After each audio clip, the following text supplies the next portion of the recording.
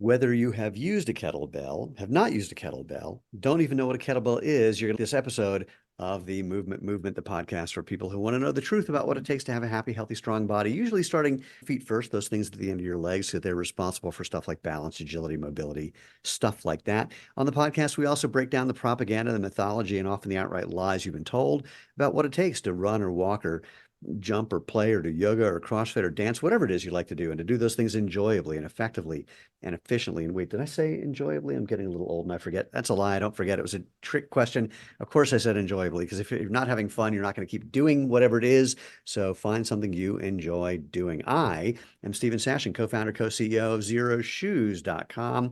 And we call this the Movement Podcast because that includes you, more about that in a second, are creating a movement about natural movement, letting your body do what it's made to do. And the part where you get involved is really easy. Just spread the word. Give us a great review. Give us a thumbs up. Share, hit the bell icon on YouTube to find out about new episodes. In fact, you can go to www.jointhemovementmovement.com. There's nothing you need to do to join. There's no secret handshake. There's no dance we do every morning, at least not one that I tell people about. It's just that's where you can find all the previous episodes, all the ways you can find us on social media, and all the places you can spread the word. So in short, if you want to be part of the tribe, just subscribe. All right, let's get started and have some fun. Brett, tell people who the hell you are and what you're doing here. Awesome. Stephen, first off, just fantastic to have the opportunity to be on the podcast and to speak to you and your audience, and looking forward to today's conversation. The long story made short of how I got here is a certified athletic trainer. I've been involved in the fitness industry for over 25 years. So certified athletic trainer, CSCS to the end, made the decision in February of '02 to go get certified in kettlebell training with Pavel, and started teaching with him a year later in April of '03. And then got hooked back up with Gray Cook, who I had worked with in my training room and his clinics from 95 to 97, and started teaching and working with FMS and functional movement systems in 2006. And so over 22 years now of being kettlebell certified and 21 years of teaching it all across the globe. Let's back up, because 2002, that was really, did I say really enough times, early in the wonderful world of kettlebells? So how did you even hear about this? And then how did you get connected with Pavel Tsatsouline, who's the guy who everyone basically associates with bringing kettlebells from Russia to America? Like, back up to do the Wayback Machine and talk about that. Awesome. I was running a hospital fitness center at the time. So we were doing post rehab before post rehab was a thing. And we were transitioning a bunch of people from physical therapy to our wellness program and doing training with them. I just like how And you put air quotes around both post rehab and wellness. I think that, I am an air quotes guy. You'll be seeing that pretty frequently. yeah, Um, I tend to err in that direction as well. I love it. Nobody puts baby in a corner, because if I air quoted it, you can't hold me to it. One of my former employees, somebody that I'd worked with me for a little while, comes back and says, "Hey, you should really check out this Pavel guy." And I said, "Okay." So I got his Power to the People book. And Power to the People was revolutionary in its time because it was the anti-bodybuilding message. It was, you only need two lifts. You need to prioritize strength, not muscle size. Minimalist routine, things that have been at the heart of Pavel's teachings from his inception, from his beginning as a teacher. And so at that point, the kind of marketing machine kicks in, and I start getting the newsletters. And this is the days of getting actual mail and printed materials. And so started hearing about kettlebell, bought the book, Russian Kettlebell Challenge, read it, said I can do all that with a dumbbell, and threw it in a drawer and ignored it for a little while. And then in the back of my brain, it's just picking at the back of my brain. So I get it back out. I'm like, okay. So I hook up a 50-pound dumbbell, and I'm going to try one of the snatch workouts that's in the back of the book. And I like to joke that when EMS revived me, and that's a joke, there were no emergency services activated. But by the time I was done with the workout, I said, yeah, I should go get trained in this. And I missed the opportunity to be a part of the first ever certification in October of '01, but I did go to the second certification in February of '02. And we were throwing water balloons at each other in sub-freezing temperatures at 9 o'clock at night. And it was a really different experience than what we've cultivated to this point. But yeah, that's the Wayback Machine story for how I got exposed. So first of all, water balloons in sub-freezing temperatures is the kind of thing that you expect with Russians. My gymnastics coach, when he was at the Worlds, was hanging out with a bunch of and was traveling with a bunch of Russian gymnasts, and he said to say they have a different sense of humor is an understatement. Here was their favorite joke: two bricks are sitting on the top of a roof. One brick falls off, and the other brick yells, "I hope you land on someone's head!" And they just burst into hysterics. And it's a classic Russian joke from that era, at least. So, just for the fun of it, if you had to give yourself a number, for what number are you for people who were certified back then? If you were in the second round, where would you put yourself? In the first 30. So I think Wow. there were 7 or 8 people at the first cert in October of 01, and I think there were 22 people at my certification in February of 02. Now, how So many of those people are still there or swinging bells? I'm pretty sure I'm the only one. that's very interesting. Well, so, okay, so let's back up a giant step for people who are completely oblivious to what a kettlebell is and why, in fact, it is different than a dumbbell. Jump into that, if you would. 100%. It's a cannonball with a handle on it, right? You've got this massive weight and then you've got this handle on top. And so it looks very brutish and simplistic. But what you get in that thick handle and offset center of mass is a weight that becomes very alive in your hands. As you are swinging it, there is this displaced center of mass that you need to deal with, which increases and gives us the ability to swing it between our legs, creating a very unique overspeed eccentric position. You can only swing a barbell between your legs once, and then you'll decide probably not going to do that again. I'm not sure you can even do it once. I think you get halfway and then you're in the hospital. Yeah, you'll stop. Yeah. It's self-correcting. So the thick handle offset center of mass, the loaded eccentric position, the way that when you rack it in the clean or get up or for the press, that offset center of mass So literally up to a certain point guides your shoulder into better positions. Then once you reach a certain point and the displacement is great enough, it's a challenge to be overcome that actually provides a lot of additional strengthening. for the sake of doing this for normal human beings, let's define two things.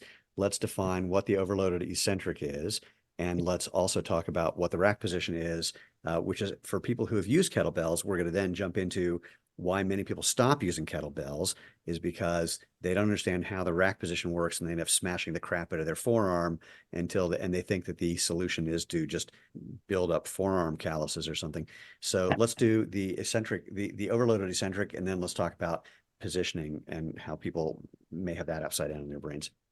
Absolutely. So the eccentric position of a deadlift or the athletic hinge that we use in the swing is that position where you have sat back into the hips and you're absorbing the load of the kettlebell. So wait, And I'm gonna do this a little differently just to paint yep, a picture.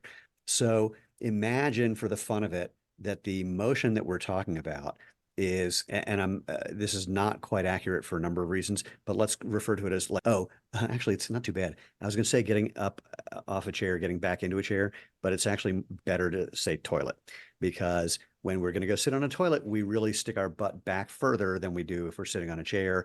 And when we get up, we're, for lack of a better term, thrusting our hips forward to get up off the toilet. So the eccentric is the sitting back part. And when we have the kettlebell, when we're standing upright in a kettlebell swing, the kettlebell, your arms are extended, for lack of a better, there's variations, but basically straight out in front of you, so perpendicular to your body, parallel to the ground. And so what's happening is, as you're sitting back with your arms straight, the kettlebell is going to be swinging between your legs. So you'd be crushing your toilet and then having to go to Home Depot to get a new toilet. yes, All right, so that's the motion that we're talking about.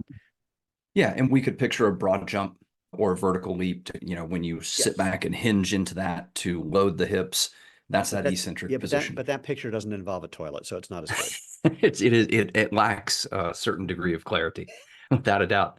When you sit into that eccentric position, and what's happening with the swing in particular is on the way up, we've produced this force, we've created this great hip extension, we've created a ballistic action with the kettlebell.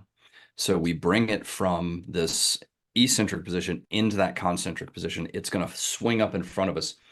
All the energy the kettlebell is ever going to get is going to come from our hips, coming up into that extended position. Then we got to let gravity do its thing or assist gravity slightly by reconnecting the arms to the body and then sitting back into that hinge position. The amount of load we're able to achieve in bringing that bell into that eccentric position and then quickly turning it around into another swing is really unique. And I've been on a force plate. I know that I produce between 3 to 3.5 times body weight eccentric load doing a two-handed swing with a 24-kilo bell.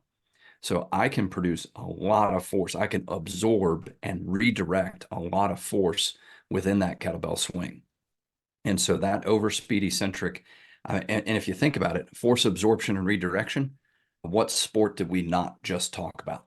Right. It is everything that we do, whether it's walking, running, jumping, playing. There's another interesting thing about that I've been thinking about quite a bit lately, which is how people misunderstand even basic weightlifting or basic strength programming with one essential idea. And it has to do with the force curve. It's like where you should be applying force and where things should be getting easier. And for the sake of using an example of the bicep curl, or I'll use the bicep curl. Many things have been done because we know that that last little bit of doing the bicep curl can get hard. And people think, oh, what we need to do is something where we're accentuating the hardness at the end. But the right force curve is that it's actually hard at the beginning and gets easier at the end because that's the way your muscle works. So ironically, there's this whole thing about using bands, and bands get harder and harder as you stretch them. And people go, ooh, that feels really good. But it's the exact opposite of what you typically need. And with kettlebells, you're getting that correct force curve. So when you've sat back in the swing, the kettlebell is between your legs, a little behind you, and you're about to start pushing your hips forward to send the kettlebell flying. That's where it's the hardest, and then it gets easier and gets a little weightless at the very end. That's the right force curve for building that kind of strength that, just as you said, is appropriate for pretty much everything we would ever do on our feet. Yeah, no, 100%. And I think Okay, that's good night, ladies and gentlemen. be sure to tip your server. I think that it really is the secret sauce of kettlebell training in general, because when we take it into the swing, the clean, the snatch, we get into slightly different force vectors there, where with the clean and the snatch, we're a little bit more vertical, more like a vertical leap versus the kind of broad jump force of maybe the swing, to put it into general categories. And that we used to call it the what the heck effect. And so people would start swinging a kettlebell and PR their pull-ups. People would start swinging a kettlebell and PR something that they hadn't been training, whatever that may be. But I really, pardon me, I really think it comes into that loaded eccentric and overspeed eccentric, and just how much force we can start absorbing and redirecting, and how that transfers into so many other things that we want to be doing.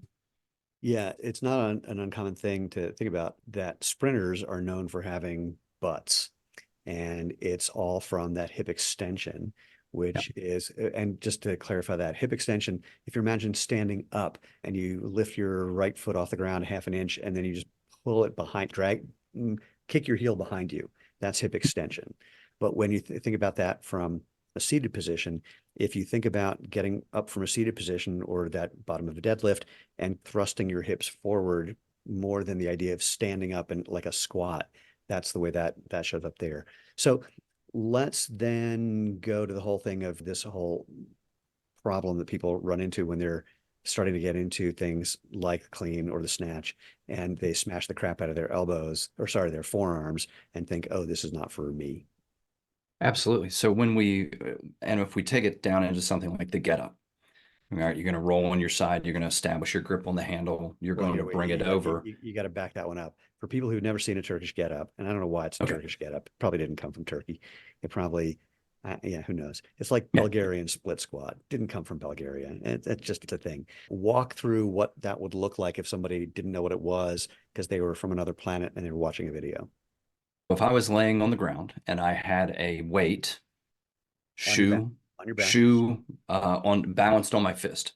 So let's say that I was holding onto a dumbbell, or I had a kettlebell in the rack position, or I had a yoga block balanced on my fist, and I was going to get up from the ground to standing and back down without dropping the yoga block. That's a get up. So Oh, you that's can visualize coming through the different positions that you would come through, getting to the elbow, getting to the hand, sweeping the leg, getting straight, and then progressing into the standing position and reversing that. Gray Cook called it alignment with integrity under load. So it's like a moving yoga, a loaded yoga-ish sort of thing, where we move through these positions to get to standing. and then we come back down, and we're really concerned with maintaining our alignment, because regardless of what load you're holding, what's holding the load is the ground. Right. You are aligning your structure so that the weight centers through you most efficiently to be held by the ground. So there's actually a lot of benefit. Get up's one of my favorite exercises. I do them every time I train to some degree. Some days it's 1 or 2, some days it's 5. It just varies. First things first, I think we need to make more Karate Kid references during the rest of this conversation. 100%. Secondly, and if no one got it, rewind. Secondly, what you just said, I never thought of the get up that way, and I'm going to add a little tweak to that image. Imagine you're lying on the ground on your back, your arm is pointing up towards the ceiling, and you're holding a glass of water that's full, and you want to get up to standing without dropping a drop, which, by the way, reminds me of a thing from our Linkletter, and this is showing how old I am. Kids say the darndest things. It was a collection of kids saying funny things, and one of them is my favorite. A kid was asked to describe how it rains, and he said, water forms around a piece of dust until it forms a drop, and then it does, which I just love. So you're holding a glass of water pointed towards the ceiling. You want to stand up in a way that that's most efficient, that keeps the glass from the water from spilling and then getting back down as well. So once you can imagine that, now just imagine having anywhere from, I don't know, let's make it 10 to 40 pound weight that not only are you holding in your hand, but it's a little offset. So it's not just holding in your hand, it's a little out of whack. So it's trying to force you to not have that perfect alignment, but it's showing you what that alignment is, because the better you do, the more weight you can handle, because it's not about strength as much as it is about alignment. Yes. Yeah, 100. I love it. I love the description. And I think that as we move through something like that, I'm going to take a little bit of a left turn potentially. And Oh, good. because you may have had people on to talk about foot structure and how we're loading the foot and how there's some uniqueness in there. Why would you think that I've ever talked to anybody about that? That is, It's a guess. It's just yeah, a guess. yeah, try again, but okay, keep going. But when we come up into the hands, what we see are some unique hand and wrist structures that influence how we hold the bell. And the reason I'm getting into this is because, to your point of people not being comfortable with the bell in that rack position, the back of our forearm is someplace we typically don't bear load. So having any weight sitting there initially is like, dude, that's weird. I feel pressure there, and I've potentially never felt that before. You'll adjust. But when we look at hand and wrist architecture, and I sit here and I snap my hands up, it looks like I'm waving, right? I have a very ulnar deviated hand and wrist position, and I have a thumb that is very high in my palm. Okay, So the reason, so for people who aren't watching, so yeah, imagine just putting your hand up at face level with your palm facing away from you. So your palm's facing the same way your face is. And if you do that kind of naturally, yeah, your pinky is not pointing straight up. It's pointing at, like, I'm using my right hand, it's pointing at 2 o'clock. And that creates an interesting bit of alignment from the base of my thumb to the base of my pinky that is pretty much horizontal, parallel to the ground, that most people yes. have never thought of. And so now there's 2 other wrist archetypes. So you and you're not as ulnar deviated as I am, but you appear to be a bit ulnar deviated. My friend Fabio Zonin, who is one of our Italian instructors, and he has a product with StrongFirst called Victorious, which is all about the kettlebell military press. So I started using his grip for the military press because I saw it in the video, and I'm like, ooh, that sounds cool. I'm going to start doing it. Well, I irritated both my shoulders.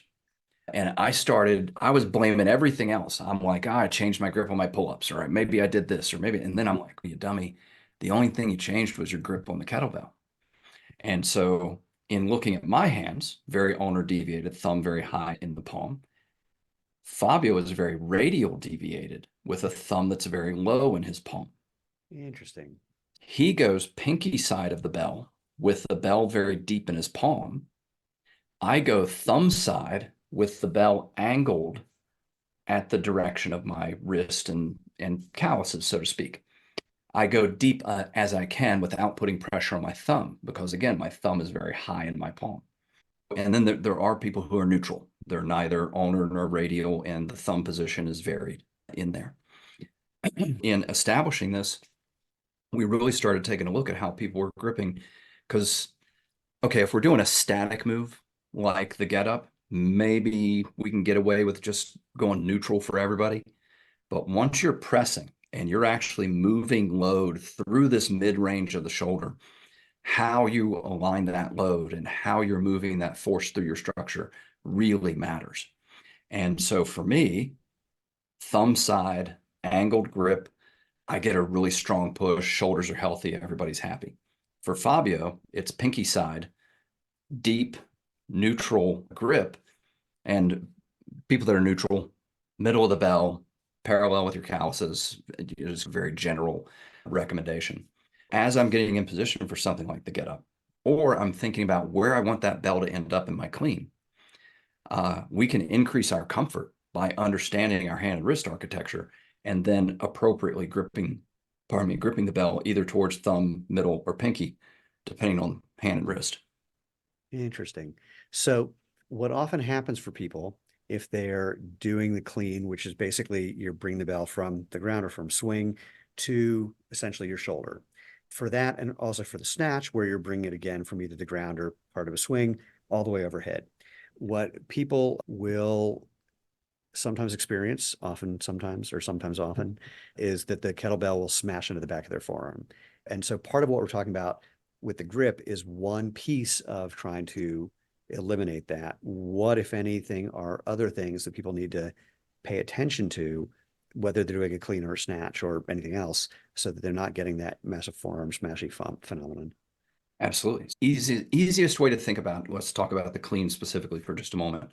You want that to roll up into the rack position. You do not want to flip the kettlebell up into the rack position. So just that visual of very smoothly rolling that kettlebell up into position so there is no impact. We want the kettlebell to come into the rack position like a butterfly with sore feet. It should be very gentle and arrive in the rack position at the same time your arm ends up in the rack position. If your arm ends up in the rack position first and then the kettlebell shows up, bad news, because that's going to be a knock and potential bruise. So we want to think of rolling up. And one of the quickest ways we can learn that is two things. Cheek clean. So if I go neutral grip with the handle on the ground, and I want my right hand to end up with the bell, and my left hand comes over and covers my right, and I kick it back and pick it up, I'm going to automatically tame the arc and not let that bell get way away from me. It's going to naturally guide me into that roll it up to the rack position. Interesting. And another thing that we could throw in there is don't clean it to your shoulder, clean it to your hip. Because the biggest problem people have with the clean is they just do too much with it. We're actually not moving the bell that far. We don't have to, if we swing at a 7 out of 10 effort, we're cleaning at a 2. It's a massive difference. Yeah. And then the other thing is if you picture me in that hinge position, but rowing a kettlebell. So I point my thumb back, and then as I row it, I point my thumb forward. So a little twisting row there. Wait, back and forward. I'm trying to explain back and forward. So thumb points behind you, thumb points to your shoulder. Oh, okay. Basically, Right? so here, you're doing Brutus is sending Christians to the lions, thumb down.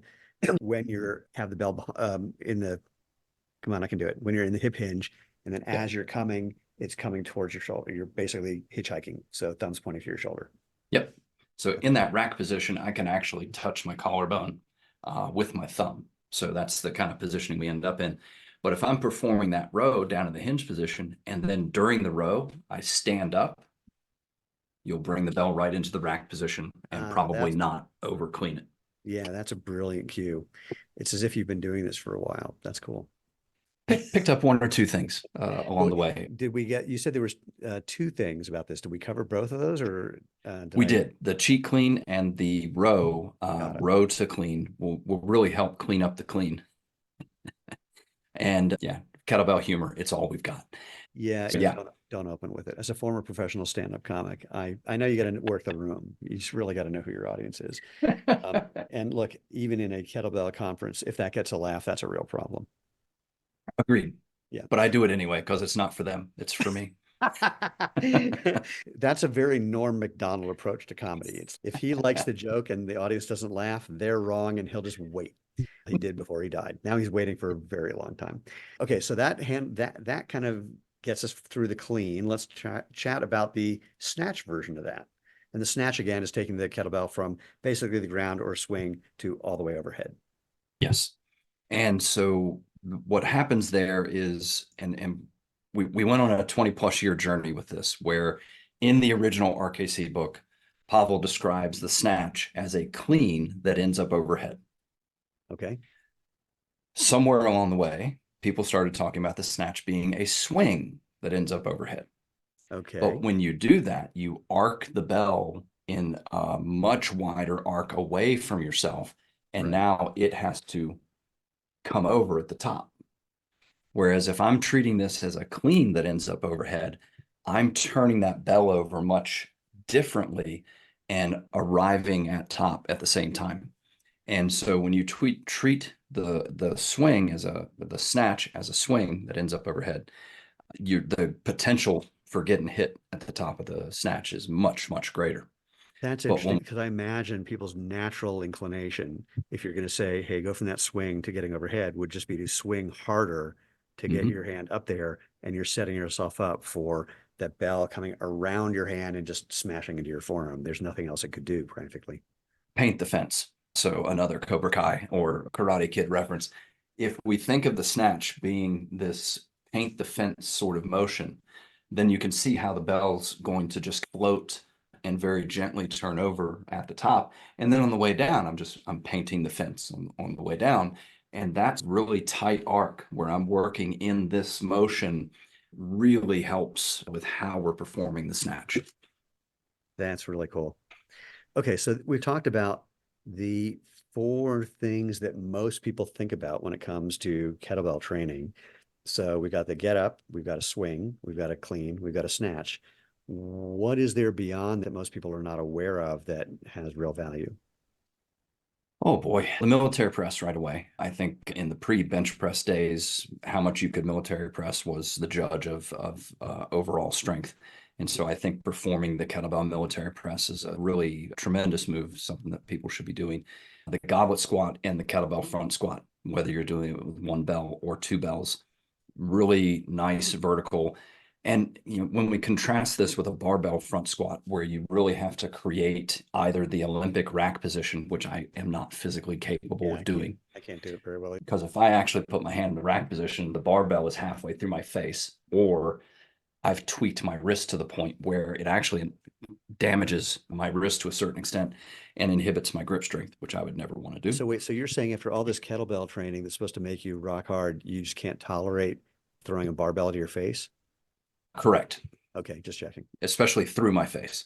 I Yeah, could probably hit it once, but not through my face. you wouldn't Um, remember. and then it wouldn't matter.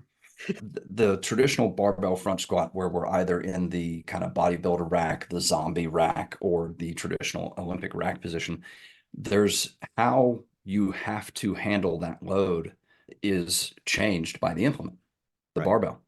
Whereas with the kettlebell, that kettlebell is going to sit over on my forearm in this little triangle in between the bicep and the forearm, and it centers with my body. And the rack position compresses my rib cage so that I'm actually strengthening my breathing musculature and my diaphragm in a very different way than I would if I was using a barbell. And so I think the kettlebell front squat is one that we can definitely move towards. And then if we peek behind the curtain of some moves that are still possible, the push press, the jerk, the bent press, the windmill, there are some other exercises in the lexicon that really have some tremendous benefit to them. And again, Okay. yep, Speaking of someone who understands weightlifting terminology, I got all of those but the windmill.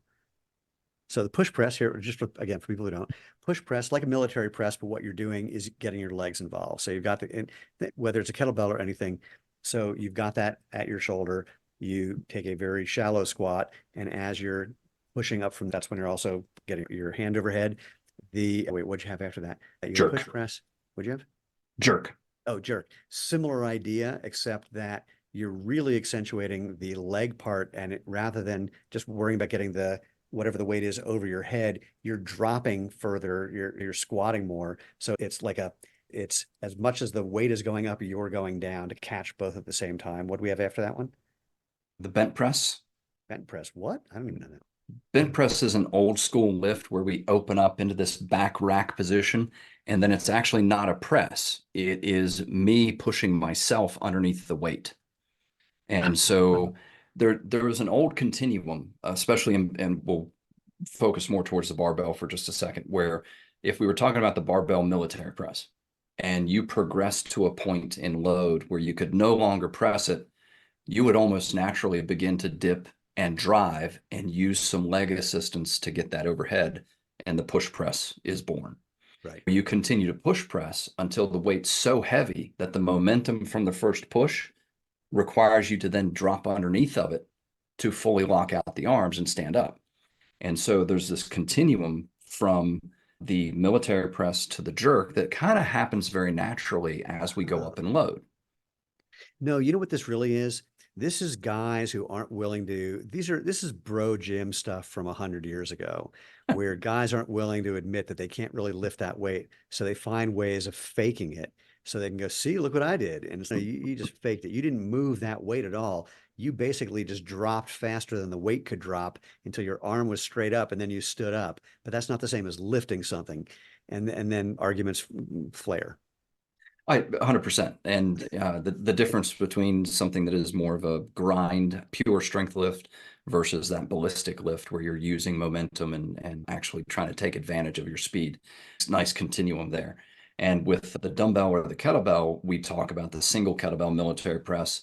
Once it's heavy enough, we're going to open up a little bit and push it away where the body and the bell are moving at the same time, side press. Then the bell gets so heavy that I have to create this support position and drive myself underneath the weight. Pardon me. Once I establish the rack position, my job is to statically drive myself away from that weight. So I end up underneath it in the bent press position. You can look up Arthur Saxon, Eugene Sandow, Earl Lederman, Yeah, you and see pictures some of other. this yeah, it's like the classic, one of the classic bodybuilding pictures from the early 1900s. The Olympia trophy with that's Right. Eugene Sandow performing a side press. Clever. Okay, and windmill. So the windmill is back to one of our loaded yoga moves where I've got my feet underneath my hips. I turn my feet 45 degrees away from my working side. So if I'm going to have my right arm overhead, I'm going to have my feet angled to the left 45 degrees. Okay. Then I'm going to push back into at a 45-degree angle, that right hip, because once you shift the feet and get into this position, the hip is going to be slightly offset. So then my job is to push it back at a 45-degree angle to get it vertical. And then I continue to hinge into that position, performing the windmill. Interesting. Weird. So we get a good piriformis and hip stretch. Too many people will get into the windmill and shoot for a hamstring stretch. And that's really not what we're shooting for when we do the windmill. We're trying to get into that, into those hip rotators and piriformis. And one of the things that I'm a little bit passionate about as far as foot positioning for things like swings, deadlifts, and squats is using the amount of foot out turn that you need. In those symmetrical stance positions, single leg stance goes by its own rules. In those symmetrical stance positions, and I'll use myself as an example because it's all I've got. I have a 62-degree alpha angle cam style FAI, and anterior labrum is completely torn, anterior superior labrum. Yeah, and let me just say for people who don't know what that is, you will continue to not know what that is because we're not going to dive into that diagnostic. I have square pegs and round holes. Easiest way to think about it. If I do not go with a hip out turn, I cheat myself of a lot of hip range of motion. And if your hip stops, your back starts. Yeah. That's a bad trade-off. And so creating the foot position that you need to move effectively means I do my swings, my snatches, everything, squats with my feet turned out. Well, the hip rotator is going to get a little tight, a little short in that position. The windmill is how I stretch those and maintain some balance in my hip and keep things opened up. And to think about how some kettlebell biomechanics apply to other things, what you just said for anyone who goes to a gym and uses any sort of leg press machine, whether it's a hack squat or a leg press or any of those, similar idea. If you don't turn your feet out a little bit, you're going to be limiting the range of motion you have, not getting the full impact on your legs and your hips. And it's all going to either not be effective enough because you're not getting out of stretch, or it's going to then start going to your back in ways that are not, let's say, non-ideal at the very least. But you mentioned something a moment ago in passing, and it was not a Karate Kid reference, thank God, but it was single leg. And Yeah. what got me to getting my first kettlebell was, as a sprinter, I was doing a bunch of stuff, and I got really into doing single leg, not stiff leg. It's a misnomer, stiff legged deadlifts. It's basically slightly knee bent, but doing single leg deadlifts. And I spit and paste and swizzle sticks made an approximation of a kettlebell with a bunch of weights and a bunch of what sort of electrical piping. And then a friend of mine who was actually at the time selling kettlebells was so offended by my little contraption that he gave me an 88-pound kettlebell. And so that's something that, again, most people hadn't even thought of as being a kind of kettlebell exercise. So there's these other exercises that are non-ballistic, that are other things that kind of round out the pantheon of kettlebell exercises. So single leg deadlift being one. What else do we have in that domain? It's almost anything you can do with a dumbbell, you can do with a kettlebell. If you want to do some one-arm rows, you want to use it for deadlift, single leg deadlift, suitcase deadlift, you want to use it for a goblet squat, all of those things. So basically think a bridge floor press or a floor press sort of situation. So working on the pecs and the chest, if you're into that sort of thing. I don't know why anybody would want to do that. So yeah, a picture, pretty much anything you could use a dumbbell for, you could use a kettlebell for. But the kettlebell is easily passed from hand to hand, and that offset center of mass continues to have a lot of benefits, where a single leg deadlift with a dumbbell may take you beyond the range that you can control. And really, you shouldn't be going that deep.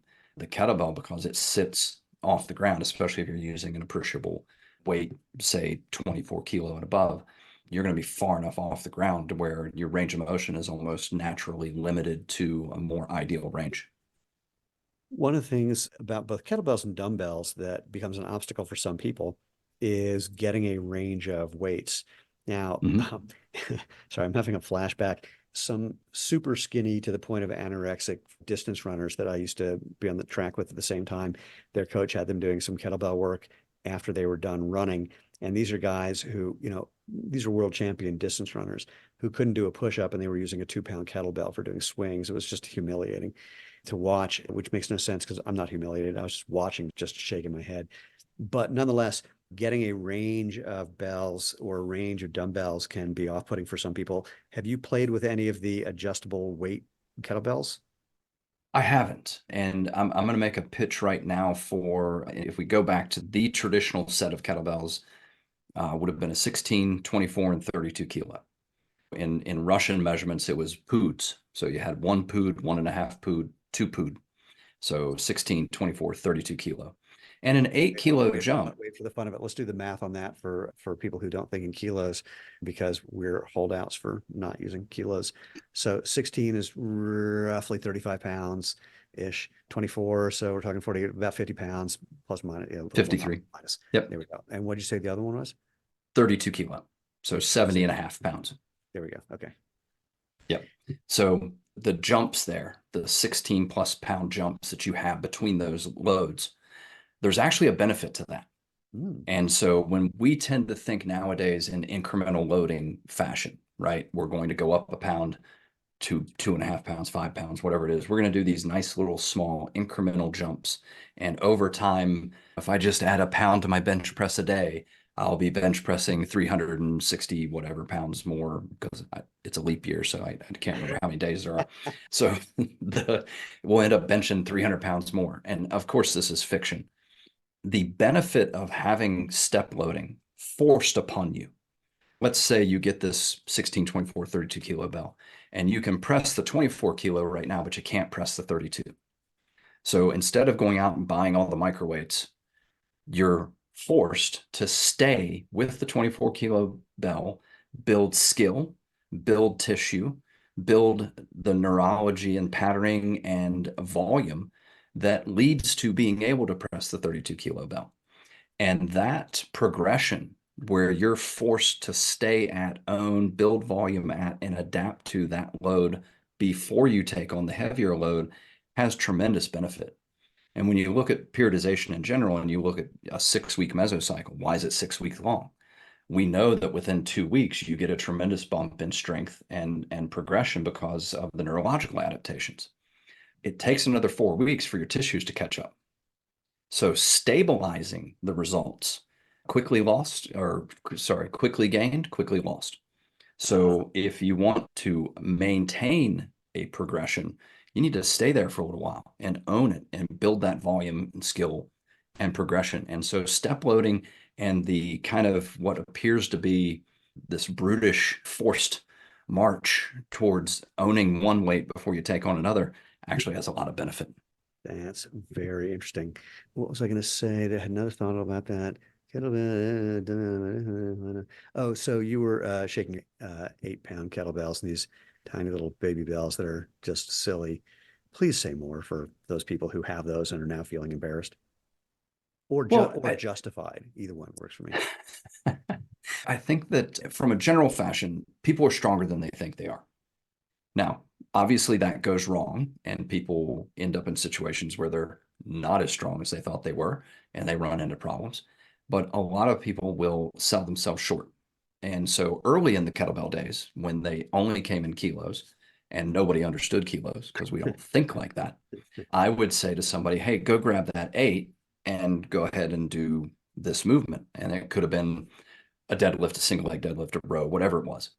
And at the end of the set, I'd be like, how'd that feel? And they go, yeah, 8 pounds. That felt fine. I'm like, no, that was almost 17 pounds. They're like, what? Wow. Yeah, you just moved 17 pounds really easily. Oh, I might be a little stronger than I think. Yeah, you're a lot stronger than you think. So now let's grab that 12, 26 pounds, and let's do something with that. And so, and you could only get away with it for so many times before they started No, doing the math on their own. you're wrong because I had when I was doing heavy lifting, which I'm not doing now because I've got spine issues.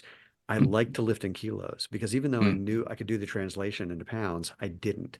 And there's something different about lifting 200 kilos versus 440 pounds, mhm. and which I never did 200. I did 150. But nonetheless, it's a very different thing in your brain. Because I remember the first time when I was lifting pounds and I deadlifted 400, first of all, it was just a psychological barrier. So to get Mhm. psyched up for doing it, I was totally able to do it. But I was just so terrified about the number 4 at the beginning of what I was lifting that it took a little while to get, ready to do that. Then it got worse because as soon as I deadlifted 400, I had 2 thoughts immediately thereafter. The first was, oh crap, now I got to go for 500. And luckily, the second one was, hey, you're a moron. So I never did that. So my gosh. So we talked about the lifts independently. Let's talk about just workout structure, if you will, and how using a kettlebell for that is a different game than what many people are thinking about or used to if they're thinking about getting in shape, getting strong, et cetera, et cetera.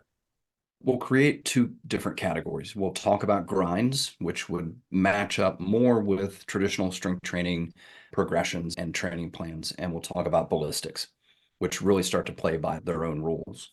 If I'm structuring something like a military press program with the kettlebell, you'll see some fairly traditional programming show up in there. Maybe I'm working on a 5x5 approach, maybe I'm working on ladders and performing 1, 2, 3, 4 reps. So we have rungs, one rep, 2 rep, 3 rep, 4 rep, with rest in between. It's not a continuous thing.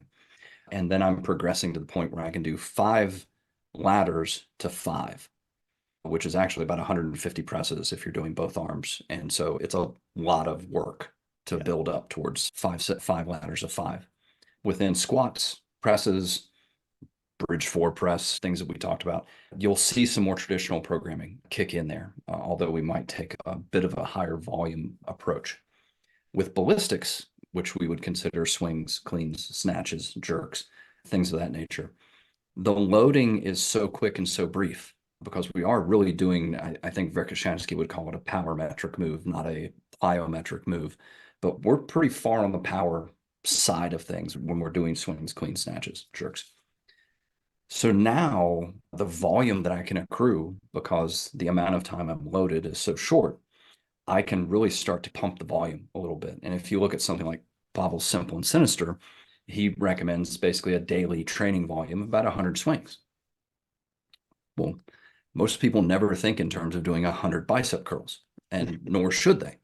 But with swings, I grew up in Roanoke, Virginia, and there is a classic restaurant there in Roanoke called the Texas Tavern, which is this old steel counter thing that at 2 in the morning is the place to be downtown. And there's 10 little stools, and you have the every walk of life represented. And there's a line out the door, and there's a sign behind the counter that says we can serve 1,000 people 10 at a time. So I can get 100 reps out of you, 5 at a time. And so we break it down into these high power, high quality chunks, but the total volume that we can achieve is pretty significant. That's interesting. I like the idea. I'm a big fan of doing little things often just because I'm fundamentally lazy. So like to do, I'm with you. there are people who like to go to the gym for 2 hours. I'm not that guy. It's just not my thing. But like the other day, happily, my home gym is right next to where we have our television.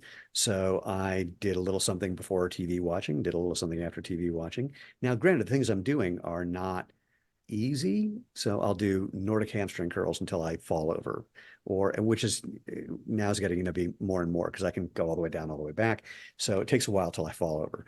But I'll just do that and then go watch TV. And then when I'm done, because I'm vain, back to your point about working chest, I will actually, you know what it is, just for the fun of saying it and being a little transparent, whatever the hell that means.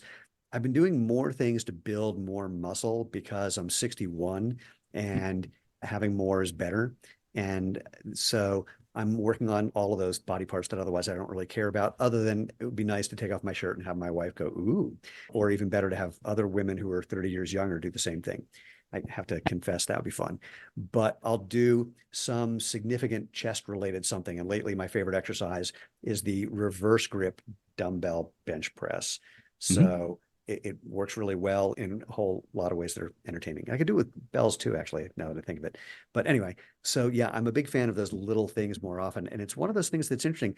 Many people just don't think about breaking it up. They don't think that you have to go to the gym for this amount of time. You have to do the workout for this amount of time, rather than just making it such a integral part of your day where the problem is it just doesn't feel like you're doing as much. Mm-hmm. And so there's a weird psychological component to if you don't walk out of there just sweaty and pumped and tired and exhausted and thinking people are staring at you when they're not. So like with that, back to my single leg stiff legged deadlift, I got to bring that bell. We've moved offices, so I don't have it here, but I used to have it right next to my desk, and just 4 or 5 times a day, I'd do a set of 10. And it was, yeah, I got to bring that thing in here. And of course, then if I do that, I won't have it at home. I got to buy another one. Okay, there we go.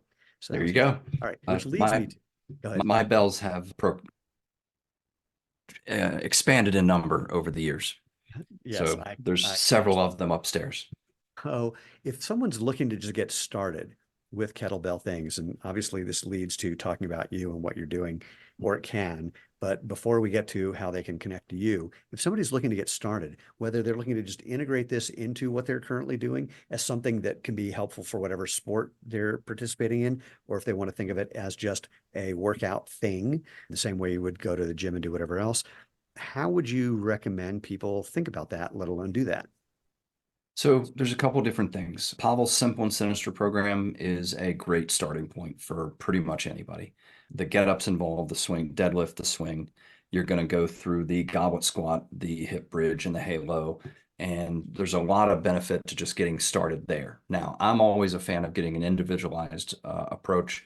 If I can learn something well in the immediate term, I can do better with that thing over the long term.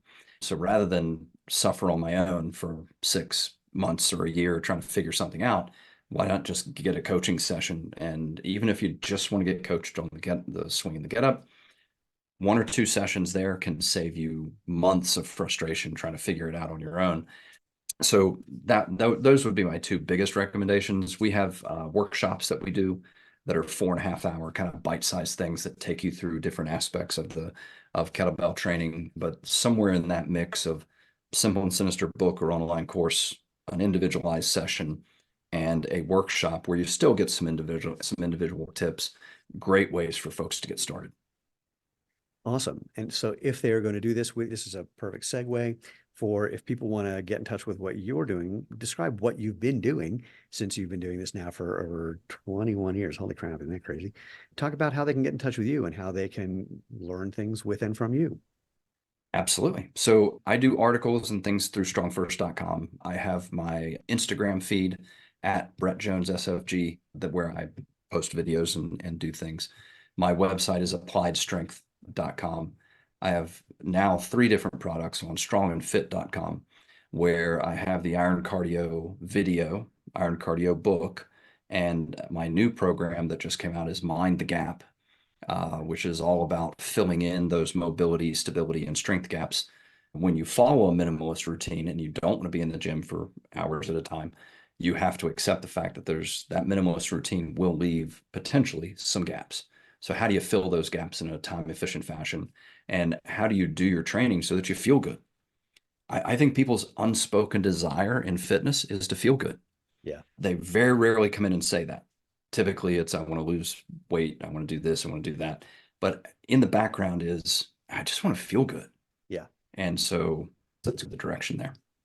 Beautiful. I should have asked this before I said, how can everyone get in touch with you? Is there anything we left out?